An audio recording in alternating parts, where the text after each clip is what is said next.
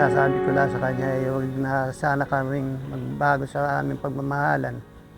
At humaba pa ang aming pagsasama. Kung kami nagpapasutsod ng damo, ay noong kami nagumpisa ng mamahalan at pagsasama naming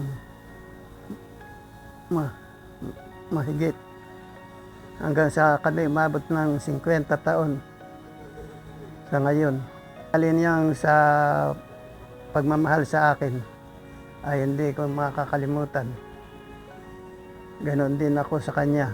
God's will na lang, wala akong masabi kundi sana hanggang sa wakas at nawa ay pagpalain kami ng Diyos hanggang sa huli naming buhay. At alam niya ako ting birthday ko, binibigyan niya ako ng regalo at saka yung concern siya sa akin. At higit sa lahat, yung piniyagan niya ako sa mga gawain sa simbahan.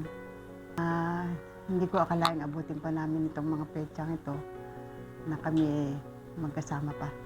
Dahil sabi nga ng mga anak ko,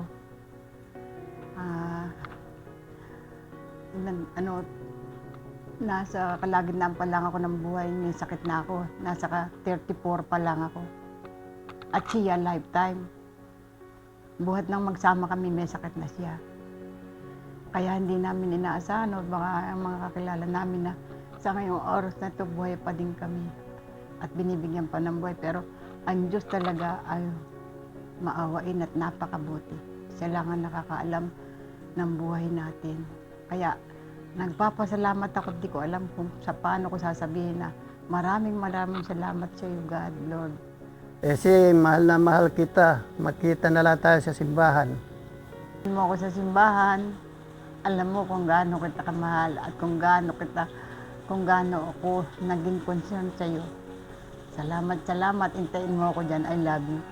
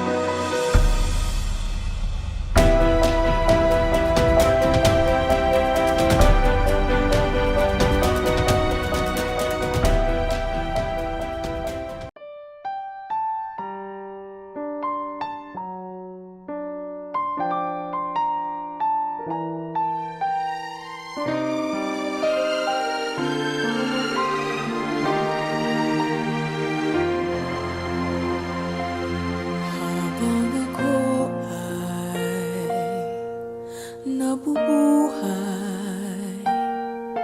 pintig ng puso ko ay para lang sa'yo. Damhin mo, giliw ko, pag-ibig kong wagas. Ikaw lamang. Ito rin po ang susi na naging daan para maging matatag ang inyong pagsasama. Kasi nakaugat ang inyong buhay. Kanino? Kay Kristo. At yun ang sikreto nyo bilang mag-asawa. Kaya kayong mga anak at mga manugang na nandito na sumasaksi sa inyong lola, sa inyong magulang, lola at lolo, palagi nyo tingnan yung mga positibong pag-uugali na dapat yung tularan.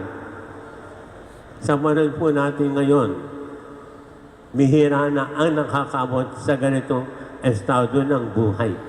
Kanya tunay na kayo ay mapalad sabagat naipakita ng inyong magulang at ng inyong mga lola at lolo ang sabihin po'y matatag na pagsasama bilang mag-asawa. Balat ko saksi, mga bituin, naririnig tanging hiling mahal ko. Asahan mo mula noon hanggang ngayon, habang ako ay